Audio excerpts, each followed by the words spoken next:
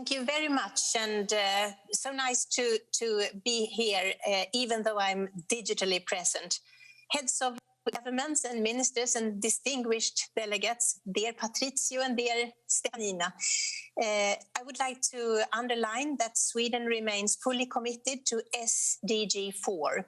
It is our common responsibility to provide equitable quality education for all. During the pandemic, Sweden decided that schools should remain open as long as possible. This is in line with the 2020 GEM declaration. We said that schools should be the last to close and the first to open. And in fact, our preschools and primary schools remained open all through the pandemic. But we had to have upper secondary schools, adult education and higher education conducted remotely for a long time. I think it is very essential to protect national education budgets and public spending on education, especially in times of crisis.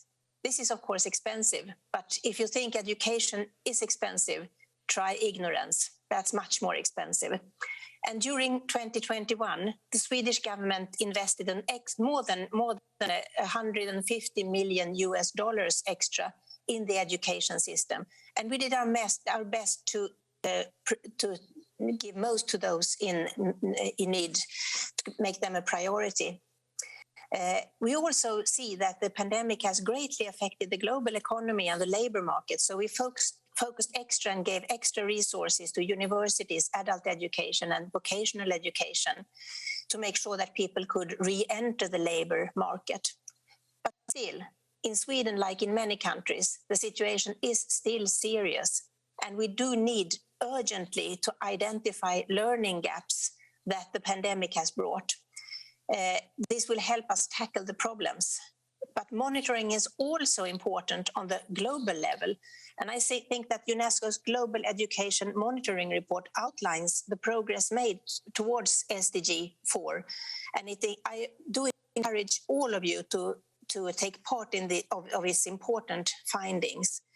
I think UNESCO has done a commendable job in providing us with information of school closures globally all through the pandemic, as well as reminding us of the consequences school closures have on young persons, on the economy, not least on girls. And it's also evident that we need to work together to reach the SDGs. That was never an easy task. It's made even more difficult with the pandemic. Swedish support to global education aims to enable children, young people, adults living in poverty to gain access to and to complete quality education. And we feel that the fact that the pandemic, that we have managed to have flexible and unearmarked support has helped us to mobilize a swift and effective response. And I would also like to congratulate UNESCO for the efforts to strengthen cooperation between education actors globally. This is very, very important. Just to conclude, it's been heart-wrecking to see the unhappiness of young people being left without school daily. But it's also been very heartwarming to see the happiness of young people coming back to school and expressing their love and gratitude to their teachers. And I feel that if we can keep that after the pandemic, the importance of having schools open, I think we have learned a lot. Thank you very much.